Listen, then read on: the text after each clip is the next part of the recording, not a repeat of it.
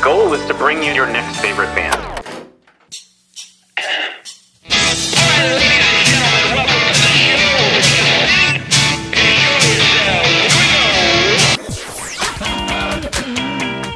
Sweet, that intro is my new favorite band.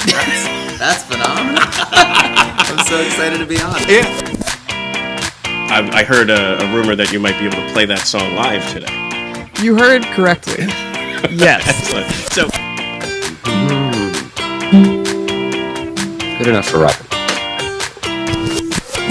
I don't know when I rock out here on your next favorite band show. and listen, it's going to be everybody's favorite band. Phil, you weren't supposed to make me get all...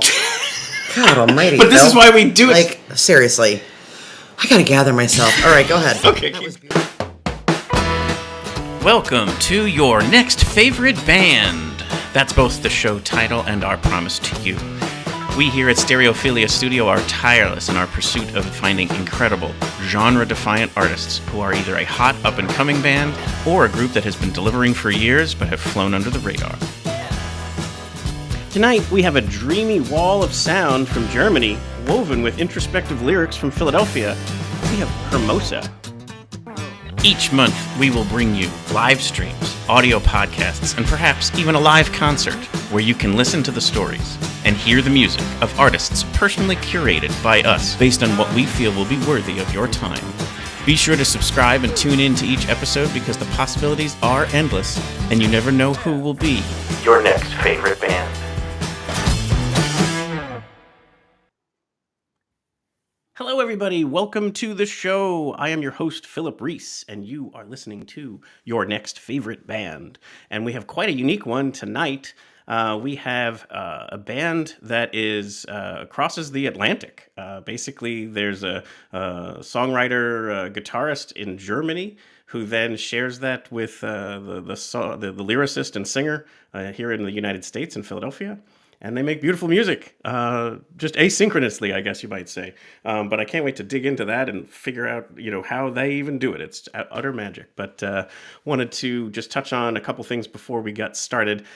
In fact, it was kind of just basically eye-opening. So last year was our second year doing the No Planet B Jamboree. And on that lineup was Galen Deary and The Reason Why and Clover, and also Mustafa Numbisi. But the reason why I bring up those first two is Galen just released brand new music and saw him play Friday night at his album release show, and Clover opened for him because they met each other at that event last year, which I just think was kind of really cool. And Clover's about to release new music as well. And then we're about to put on our third annual No Planet B Jamboree. So check out Galen's music, check out Clover's music, and then hopefully you can join us if you're anywhere near Bethlehem.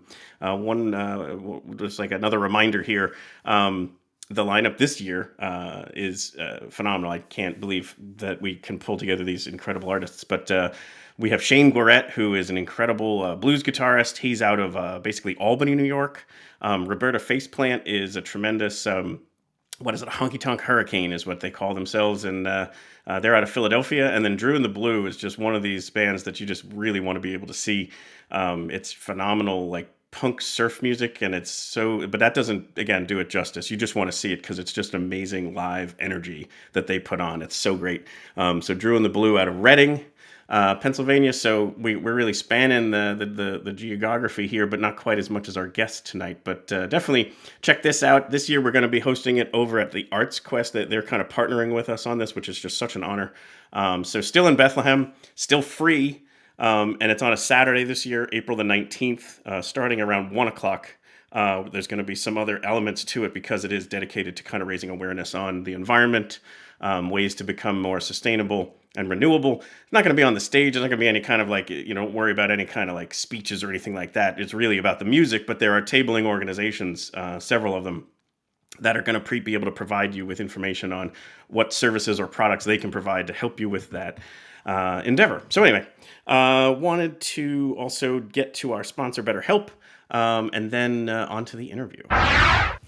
Hey, music lovers. Before we dive into today's episode, I want to tell you about our sponsor, BetterHelp.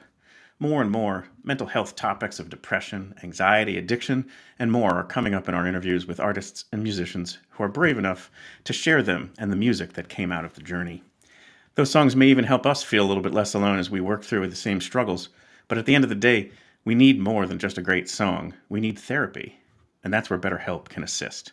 BetterHelp connects you with a therapist who can help you find your path. Instead of being stuck in the endless loop of questioning yourself, you can talk through questions, concerns, with someone who's trained to help you find real answers.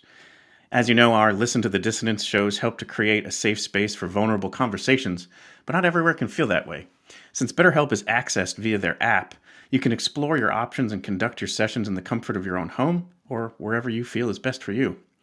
After you download the app, you'll get started by filling out a questionnaire and get matched with a therapist in as little as a couple of days. And if that's not feeling right, you can easily switch to a different therapist at any time at no extra cost.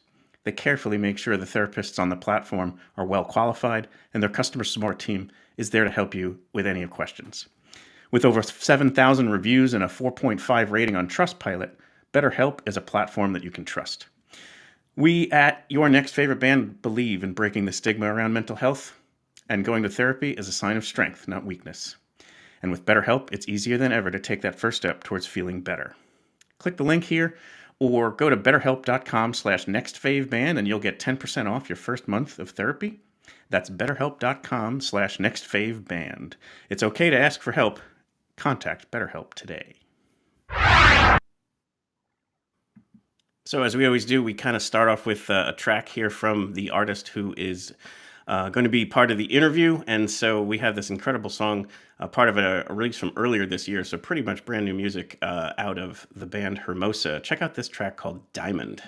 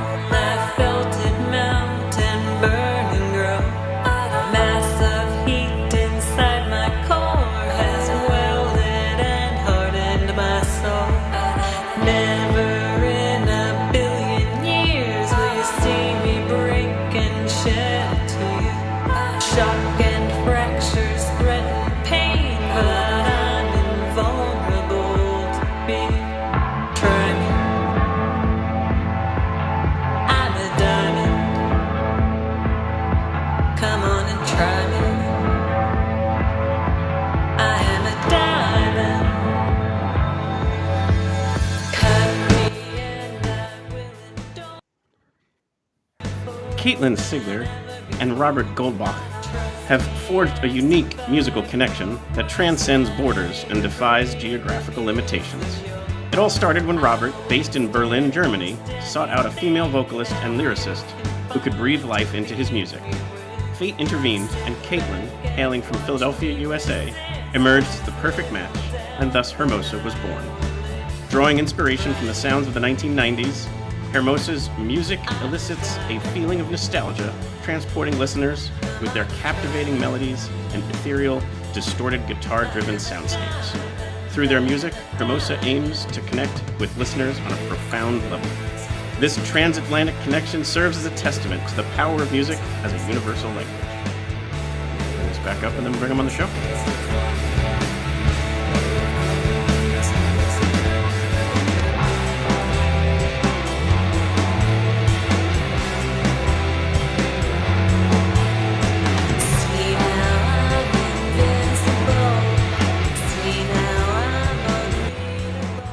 Welcome to the show, Caitlin and Robert. Hey. Thank you, Philip. Absolutely. Thank you both. Thank you for tuning in and for crossing the ocean here at a late night for you, Robert. It's okay. It's 9 He's a o'clock. night owl. Yeah. Anyway, I'm a night owl. That's right. But yeah, tell us more about this particular track, and the video is so much fun. It's also a throwback, probably even farther to what we got here, 60s and 70s. Yeah, exactly. I was trying to make a video for that. I looked Diamond on archive.org, and this gave me the first script that opened with the diamonds, and the video was a video called Women as Consumers or something. Got it. And this gave me the idea to search some 60s footage from strong women, because that's what the song is about being tough as a diamond, unbreakable. That's so cool. And then, so Caitlin, you're the lyricist behind this. So this is obviously that element of things is really stemming from your creativity and talent. Yes, Robert typically sends me his stems with just a placeholder name, Diamond. I don't know where he grabs them from. Sometimes they're random. Sometimes it's just something that was in front of him.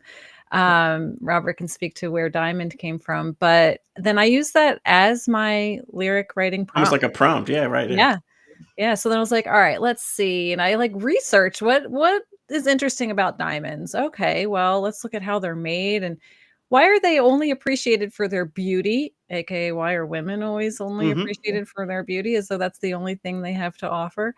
Diamonds are amazing, and they have been built after millennia of pressure and hardship and challenge. And then you can cut them into something even more beautiful, so all the adversity that they face creates an amazing, wonderful product. And that's where the song is definitely a metaphor. Sure. Yeah. So basically, to kind of clarify for the audience, Robert, you write the music and give it this kind of like placeholder name, and then ship it to Caitlin. And we'll get into the evolution of that from its beginnings in a second, but just to kind of like play that out. Does the music always come first, or do sometimes the lyrics come first?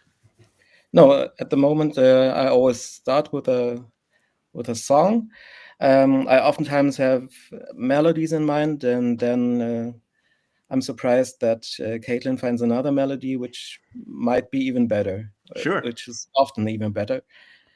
Yeah, but I always have tons of songs ideas in my head, and I just start recording them and send them to Caitlin, and then sometimes they're just ideas, and when I send them to Caitlin, they come back as a song.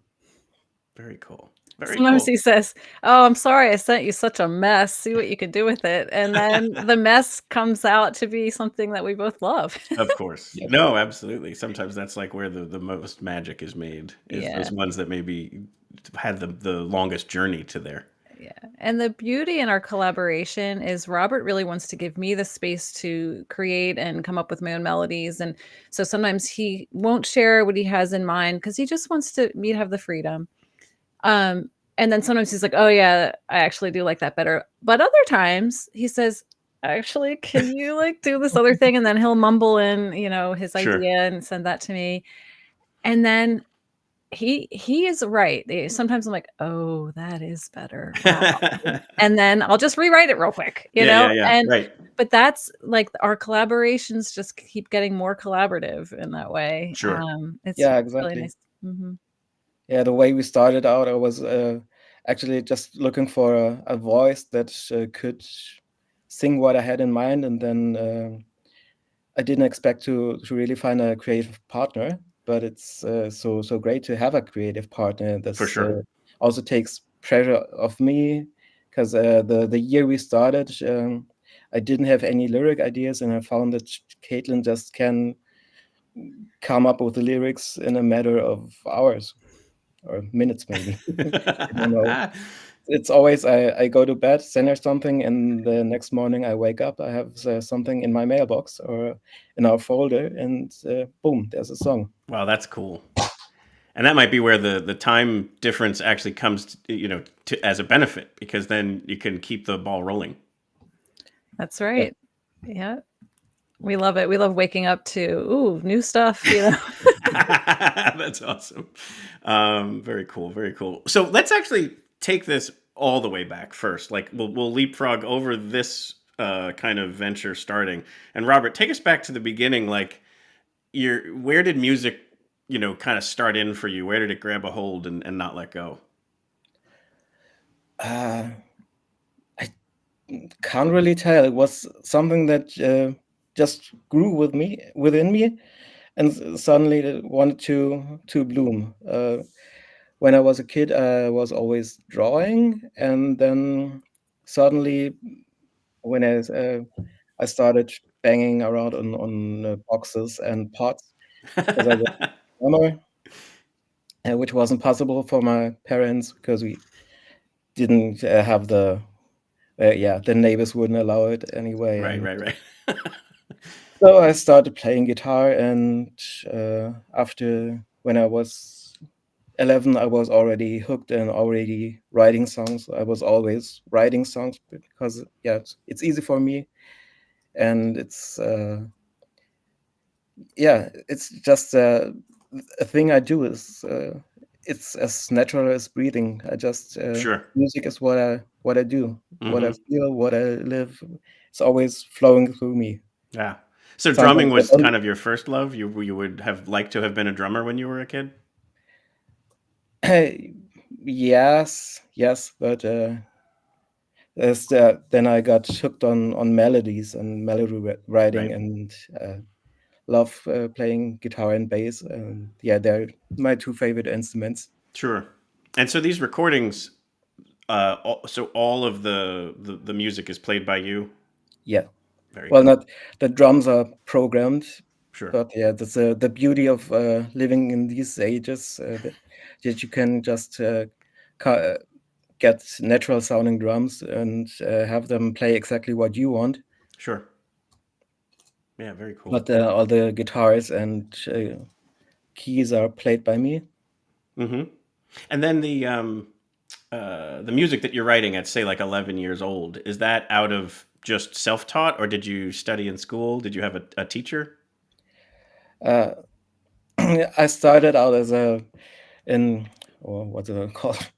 In a pupil program, and learned to play children's songs and Bavarian music because I grew up in Bavaria. Got it. And I figured I was always at these summer camps.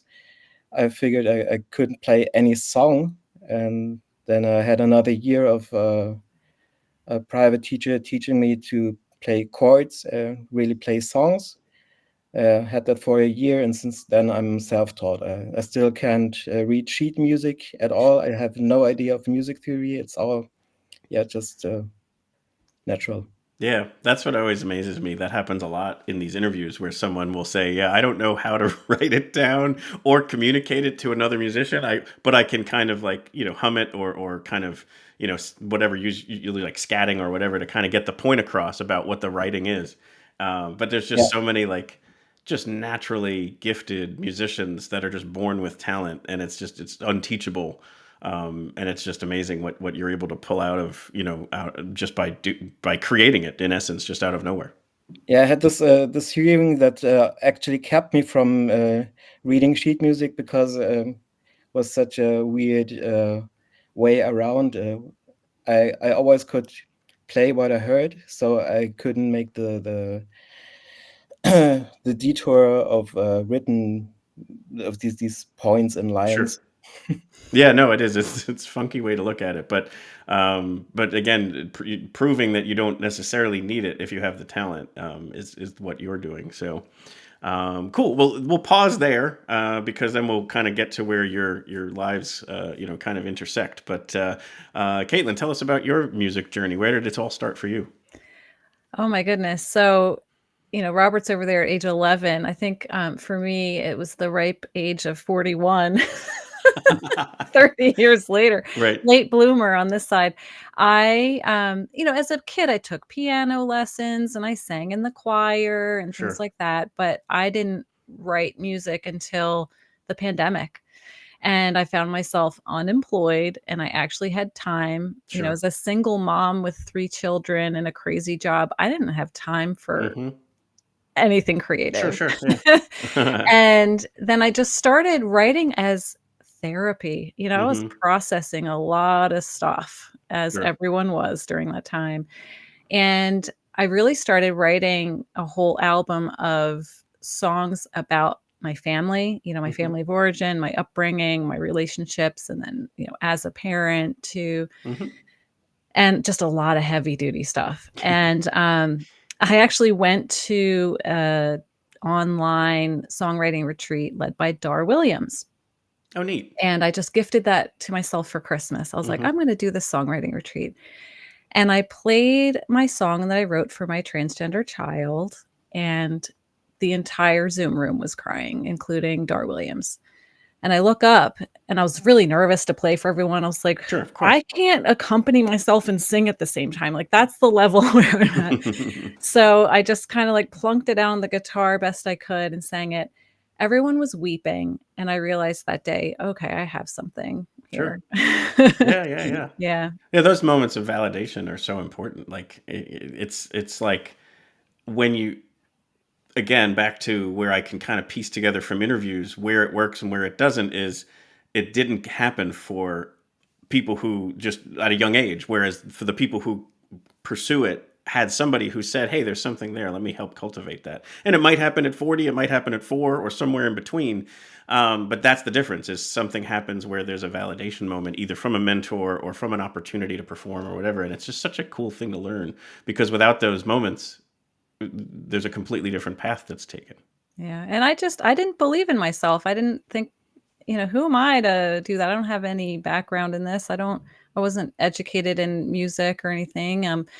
Well, didn't I see you had a post somewhere where you talked about that you auditioned at 23 for Maria Callas, and it was a heartbreaking moment for you. Yeah, right. Yeah.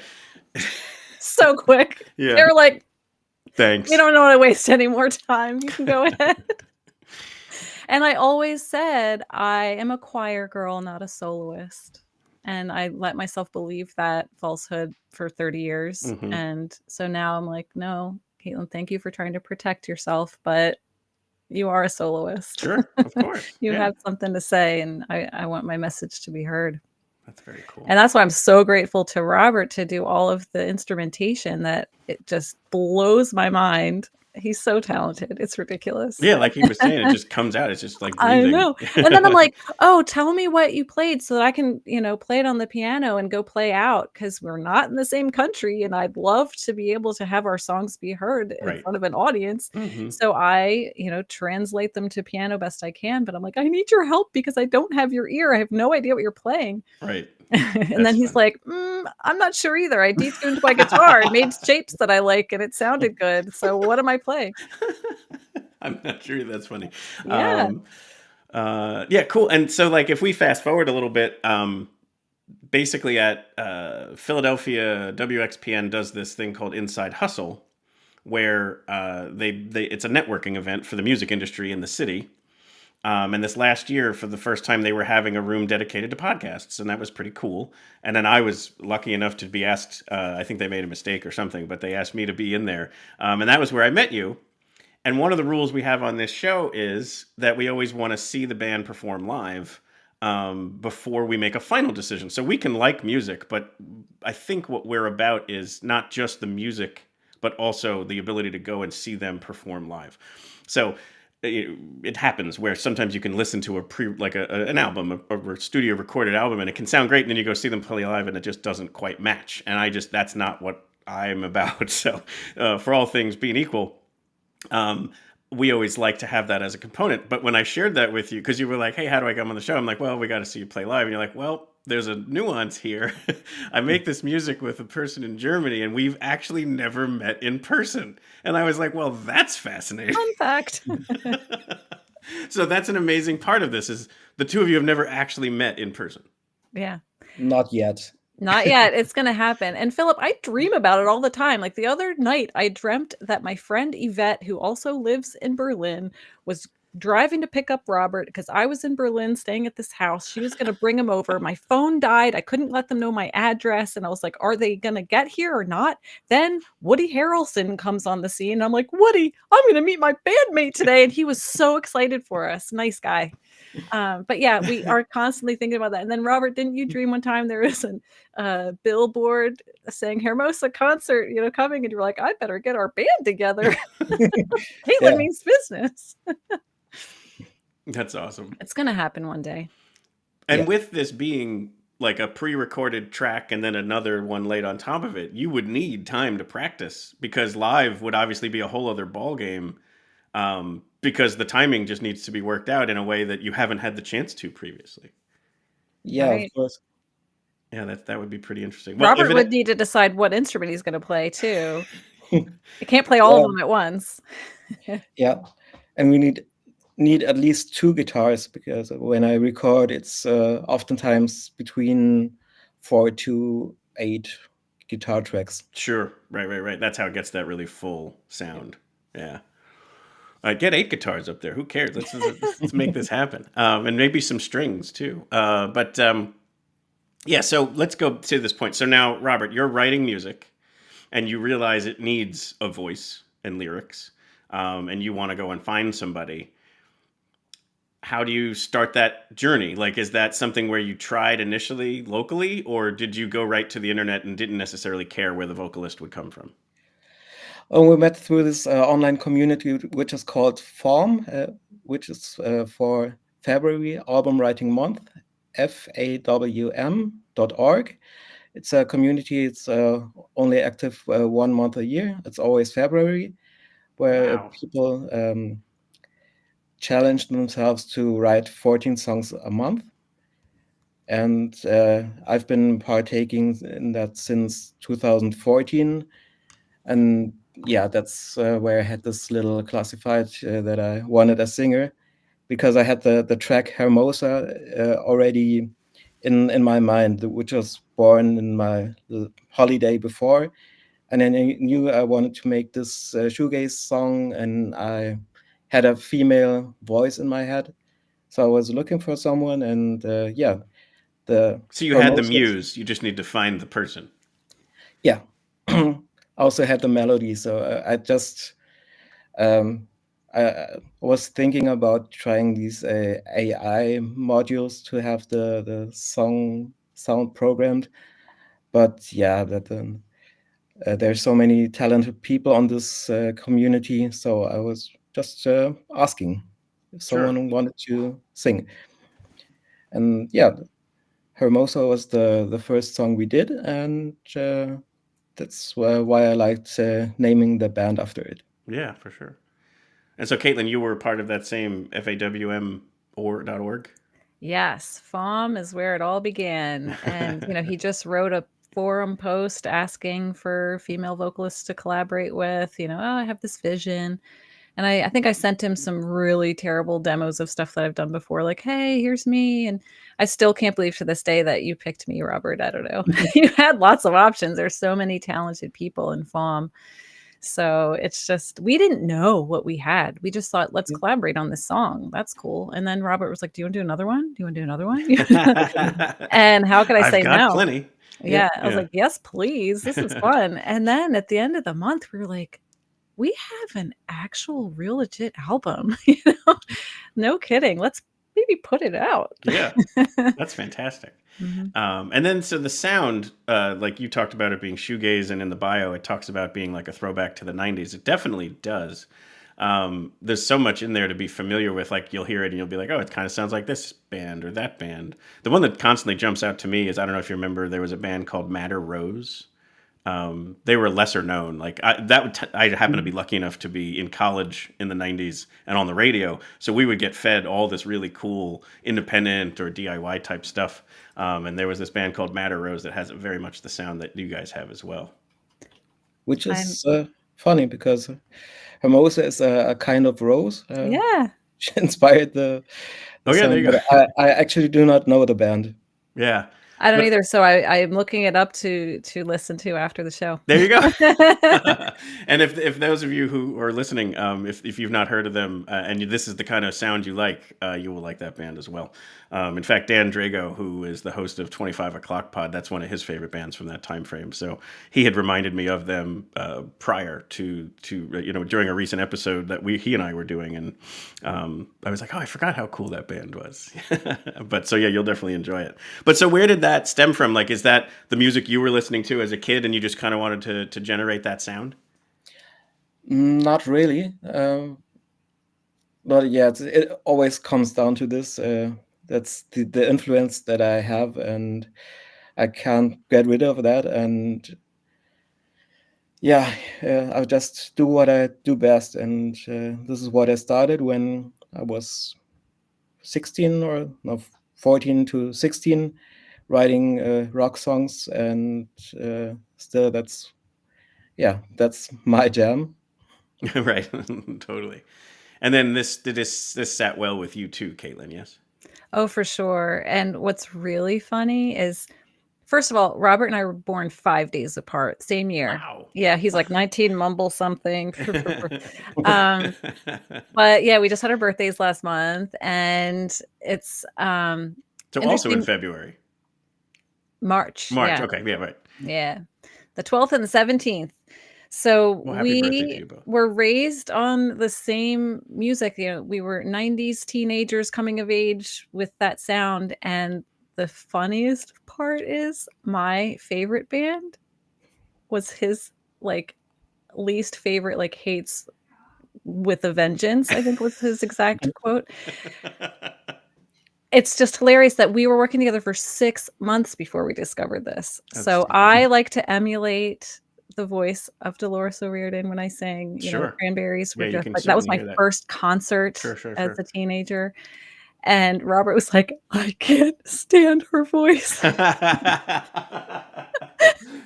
So yeah, he just means you don't do that good of a job of emulating her. Okay, which good. is a compliment coming from Robert. Yes, exactly that. That's really funny. But no, you can certainly hear that. Though. Yeah, I'll forgive him. There you go. There you go. But yeah, I mean that sound and that genre is definitely, for me personally, something that I'm always in search of, the more modern versions of that same type of sound. So when I first threw on, this music, back when we first met, I was on the drive home from that event in Philly, and I was like, wow, this is really good. I mean, there's this element to, you hear, it was written in one spot and then handed over, and you're like, you're not sure what you're about to listen to. But that's what I love about music discovery, because you're like, whoa, like it's like, you just blows your ears. Like, it's just amazing. And it really is asynchronous, like you say, but I kind of like it that way, Sure. It's hard to collaborate sometimes. You might have differing ideas, and then you're like self-conscious. You're like, how do I try this or that? And Sure. it's awkward. But there's never any awkwardness, especially, when we have a difference in opinion on something, we can very easily talk it out. And 100% of the time we end up with a better song than we began with. Yeah, and that is that beauty of collaboration and two talented artists working together, especially with different talents. It's not like you're both trying to be, you each know your lane, and you just, you handle it together and you create this music. It's really awesome. Yeah, exactly. He does all the stuff that I don't want to do, and apparently I'm doing the stuff he doesn't want to do. Yeah, so the first track is Hermosa. That also becomes the band name, and the name of that first album comes out in January of 2024. Yep, triple threat. And then, so how was the reception from there? Like, you put it out, and you're obviously releasing that to kind of two markets, obviously here in the US, but also in Germany, I would think, right? Yeah, we were starting from nothing. We, built a social media page and tried to, just make a community there. And, amongst our own circles, US and Germany side, and then just kind of all around the world too. In England, we have quite a following. Nice. Yeah. It's like a halfway point, sort of. Yeah, exactly. But it is hard for an indie band who isn't in the same room and can't go play out together, to build that following. So that's the biggest challenge, I think, since we can't, tour together Sure. yet. To support it. Yeah. Yeah. So yeah, Robert, what did you think of it when it first came out? How was the reception? I was surprised. I think the thing that helped us is having that niche, which I didn't know at the time, but shoegaze is really big. That has a sort of community Sure. online, and so that made it possible for us to land on some playlists and music blogs, and that's a problem that I have with my other bands in Germany, that we don't fit in a niche. We don't have a scene. Like you play in a hardcore band, you are in the hardcore scene. You play in a punk band, you're in the punk scene. And so I was always not part of any scene, because there's not really a scene for 90s indie rock. And suddenly there's this label called shoegaze, and there's some demand for it. And Sure. Yeah, there's definitely a shoegaze community, like you say. Yeah. So I wanted to share a track in a couple different ways here. So off of that first album, you have a track called Ride It Out.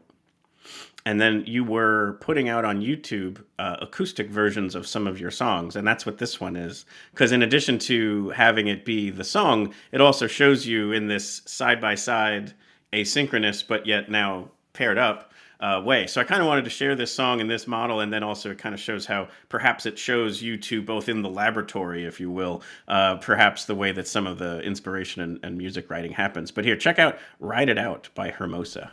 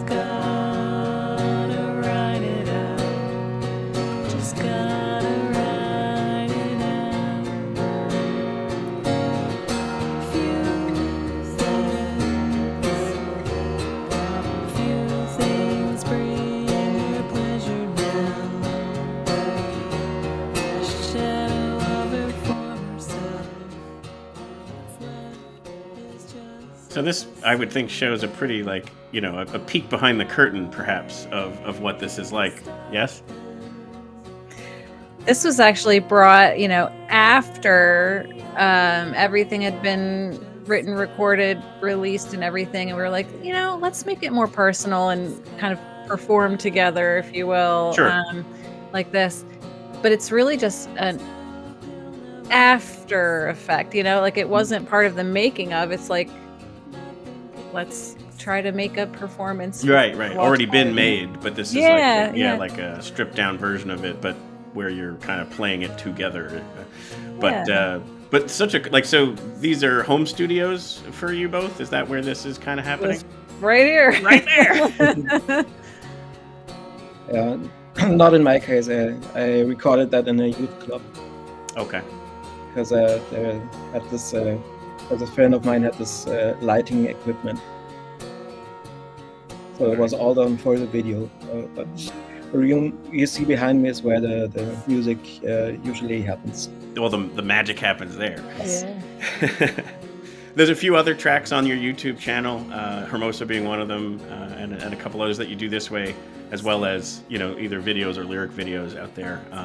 And then obviously everything is available on streaming too. But wanted to kind of just share this one because I think it's also a neat way to kind of hear this different style version of it. Unplugged. Unplugged. There Yeah, you whenever I play out here in Philly, I'm just me and the piano, and it is I bill myself as Hermosa Unplugged. go. Oh, really? That's cool. Yeah, I do. So I wish I could learn all of the songs on piano, but some of them challenge me too much, and I've given up. I'm like, Robert, help me figure this out. But really, these making these songs in acoustic versions show me that we have something that not every shoegaze band has, because we have songs that work in every outfit. And usually, when you strip the shoegaze bands of all their effect pedals and leave the naked song, it oftentimes sounds pretty boring to me. And No, I can agree with that for sure. Yeah, I was going to mention that too. Yeah, go ahead. yeah, and I think that's the way we don't really fit in that niche. We have just this sound inspiration, but yeah, I consider myself and her as songwriters first and foremost. Sure, absolutely. So then, time, like you had talked about also like a pattern at which the music comes out, because that was January of 24, and then you just released music this January as well, almost a year apart, exactly to the day, where you released the album Try Me. That's right. Our pattern has been to write the song in FOM in February, write the album, Right. and then work on, re-recording some things, because what's good enough for FOM when you want to just bust it out may not be good enough for, releasing. So we might re-record some of the instrumental, some of the vocal, and then mix and master and, have a release strategy, pop out 3 singles and then the album. And so it just takes time throughout the year. So I don't even know if it was on purpose to have it exactly to the year, after, just that's how long it took, just being working parents with lots going on. Sure. Yeah. But the songs get written and done in February, basically. When you say we added maybe 1 or 2 last year. Last February was just like the FOM that should never have been, but we still got an album out of it. It was amazing. Yeah, we added 2 tracks afterwards. Yes. And plus we're between the forms, we often do we record cover songs, which is also very much fun. Yeah, that is a lot of fun. Yeah, another online community where they're like, all right, this month we're going to cover Blur, and then, we pick a song, and we have really a whole album of covers that we could release that are super fun. Totally different genres often, like Beach Boys or, Oh, that's fun. Yeah. And then do you do it in this style? Yeah. Very cool. We Hermosaize them. The Hermosification of things. Yes, exactly. That's fantastic. I wanted to bring up the album cover because I thought it was a really cool design. So you can maybe speak to that. Obviously, you were the models for this cover. Obviously. Extremely colorful, nice, basically almost a comic book version of yeah, is it Liechtenstein? Am I saying that right? The that style of art. Am I saying the wrong name? I don't know. It sounds good. Okay. But we wanted that style, and the title Try Me came from so many tracks in the album. The whole idea of like, come on and try me. I'm a diamond, I'm tough. Right. Try me. I'm going to put my dukes up and, fight you. So it's like a challenge, but it's also an invitation. Hey, try me. And then we had this whole like Adam and Eve idea of like, try me, the forbidden fruit, Sure. And that's kind of where that image came from. Oh, cool. The forbidden fruit, come on and try me. It's a temptation. And, the whole idea of like trying times. And, there's a song in there that I like to kind of brag that I made Robert cry. My mom during February of last year was in the hospital on a ventilator. They told us to gather around and prepare for the end. Like her body was shutting down, her kidneys were not functioning and her heart was barely beating and machines were keeping her going. And it was a terrible time. And I was like, Robert, listen, I've got this going on. I don't know. He's like, the album does not matter. Just take your time, do what you need. He sent me some stems, and before I went to go be by my mom's side, I wrote Hold Your Own. Mm. And I've lost my train of thought now because I'm so like in that moment now. It was really, really Right. hard. So that was the idea, like trying times, Hmm. try me, all of that was wrapped up into that album. Which that's the Yeah. closing track on that album. It is. Yeah. Yes. Yeah, and the trying times too lead to you also have a whole other album coming out basically next month. Yes, we do. So in fact, in 2 days, it's on. That's actually the opening single name. It's on. And that was one where Robert had the "It's on, come on," like that melody in his head. And so Right. I went with it. That's, that became the chorus and everything. And it's on. Mhm. We are faced with unprecedented times politically here in the States. Sure. In It's fact, the not title of this necessarily- album is "The United States of Dystopia." Yeah, that's one of the lines in one of the songs. In fact, it is a beast of an album. Mhm. It's protest city. It is not subtle. I'm actually afraid of putting it out. Like little old Hermosa. Right. We're not big, well-known folks, but maybe this would put us on the map and then have me disappeared by my government. It's that level. Well, I have a similar point here. I have this hat here. It's "Make Orwell Fiction Again," Oh my god. which is in that same kind of Very good. opposite style. Yeah. Uh-huh. So I actually, one of my lyrics in one of the songs is, "Hey, the Handmaid's Tale is not a guide." right. Yeah. If only.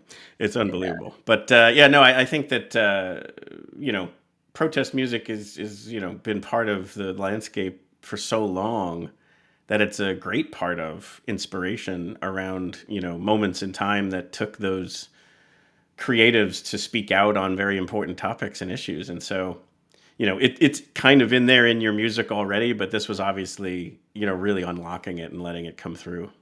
When Robert and I first connected and I sent him the Hermosa, lyrics, I was like, I hope you don't hate it. It became an angry feminist rant. I don't know where this came from, but Hermosa means beautiful in Spanish. And I'm Right. like, we don't exist to be beautiful for the male gaze. And Mhm. that's what the song came out as. And he said, no, I'm here for it. Like, I can't write a feminist song, white dude in Berlin, Sure, like I right, can't. right. He's like, all I can write about is politics and apocalypse. Mhm. And now I've joined him because this album is only politics and apocalypse. I couldn't help it. You could also see it this form. All the songwriters in the community just were writing about what's on their mind. So it's not only about making a point, but also processing the shit for yourself. Mhm. No, for sure. I always write what's on my heart, and this has definitely been on my heart.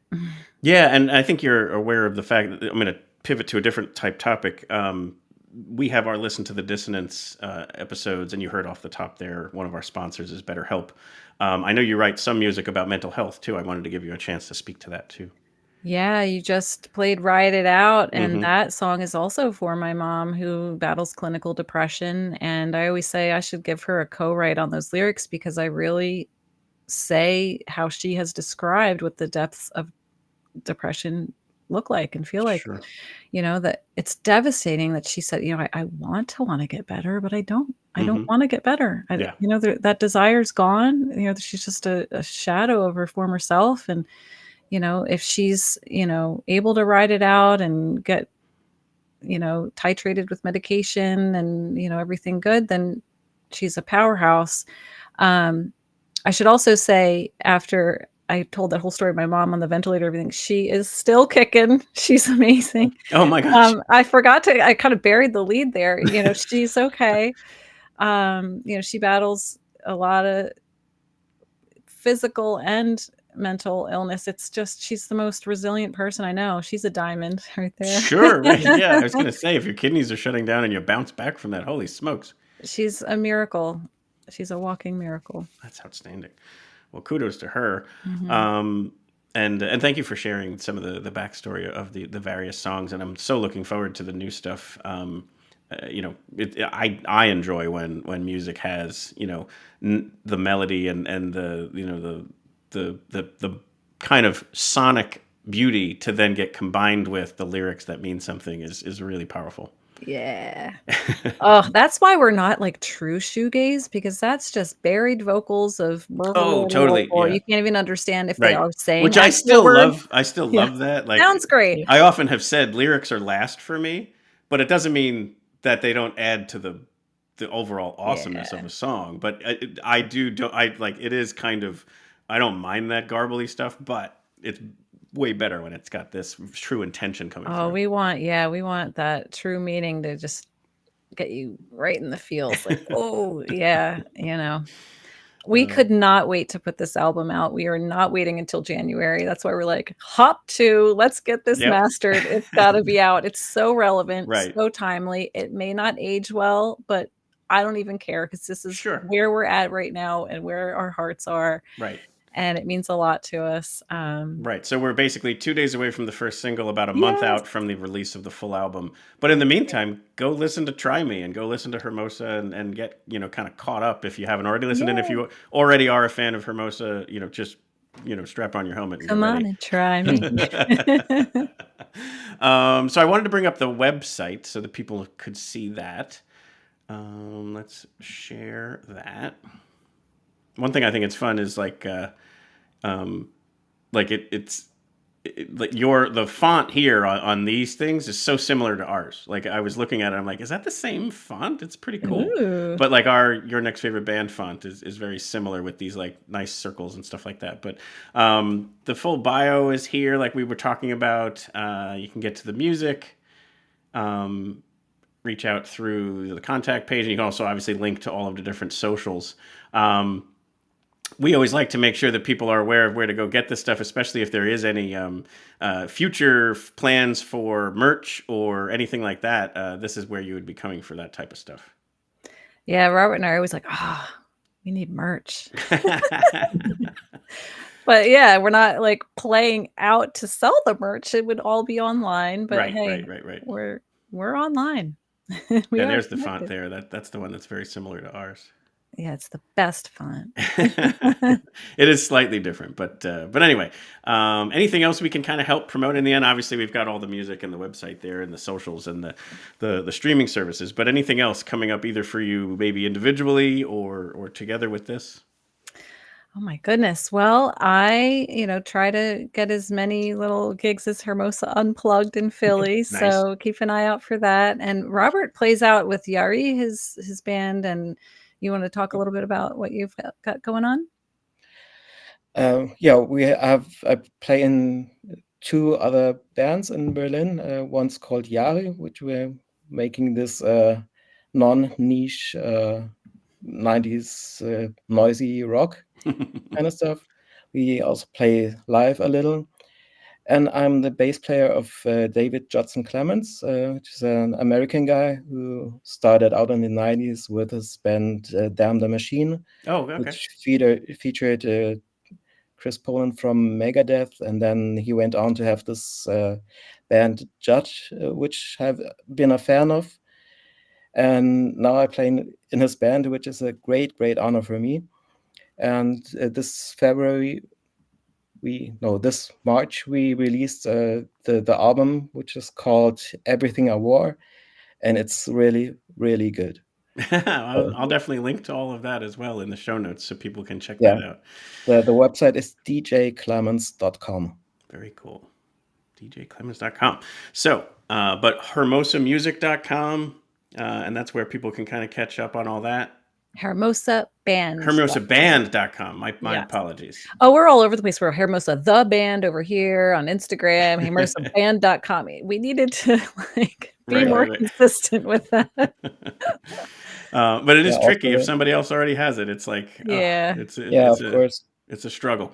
I didn't think of all the Spanish artists that apparently Hermosa is already a name in Spanish. Right. Yep. And neither of us are Spanish. Well, it's a beautiful word in every sense. But we always play a track at the end, and it's the one that I always kind of handpick as my personal favorite. So I put it there after the credits, so people can get one more track to listen to of the artist that we have on. My favorite of yours is Red Eye. It's off of the new album, Try Me, and wanted you to maybe just kind of give that a little bit of a setup so that when they hear it later, they can have a little more of the backstory. Yeah, Philip, did you catch the plot twist in the song, in the bridge? Lyrics come last for me. I know.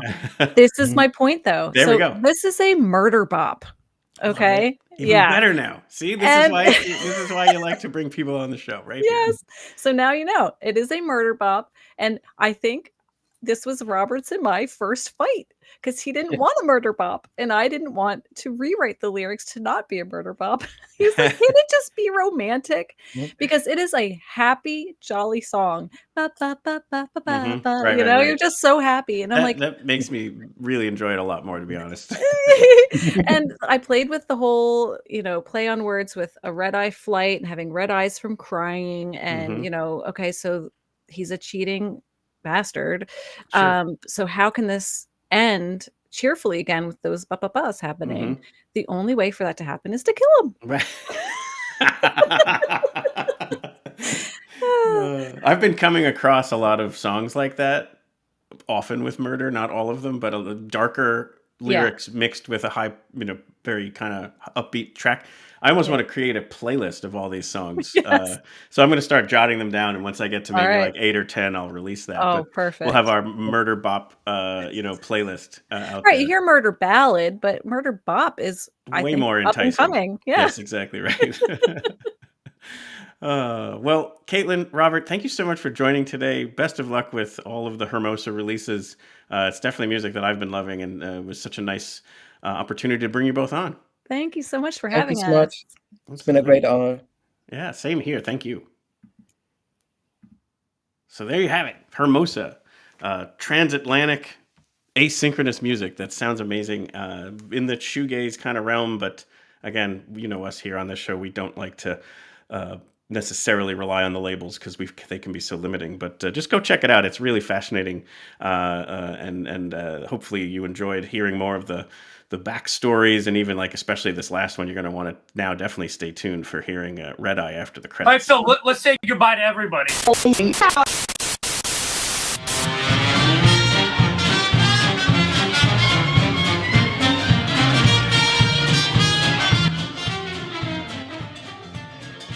We hope you've enjoyed this episode of Your Next Favorite Band. We'd like to sincerely thank Caitlin Sigler and Robert Goldbach for joining us to share the entire backstory of their journeys through music, as well as how Hermosa came to be. What an incredible way for that to happen. And then to continue, and such a great element of, again, like we talked about, just separate talents that make beautiful music together, and just can't wait to hear more of it coming out soon. Don't forget they have music coming out in 2 days, as well as a full album next month. We hope that what we're able to do here on this show is to bring you your next favorite band every week. If you tuned in tonight because you already knew of Hermosa or Caitlin or Robert, thank you so much for tuning in. We hope you liked what you heard and what you saw. First of all, hopefully give them a like and a follow and a subscribe on their socials and YouTube channels. But we hope that you might consider the same for us. We will want to bring you your next favorite band in the coming weeks. Or perhaps your next favorite band might already be out there. At nextfaveband.com, we have all of our prior episodes, both the video version on the YouTube stream, as well as links to the podcast versions, if that's the way you like to consume this content. So if you want help with that, you can always reach out, or you can just kind of go grab, I always say to somebody, just grab 2 or 3 episodes, and you'll definitely find at least one of your next favorite bands, and the other ones will hopefully be entertaining enough. And then let us know. And if you have a recommendation for who our next favorite band should be, let us know.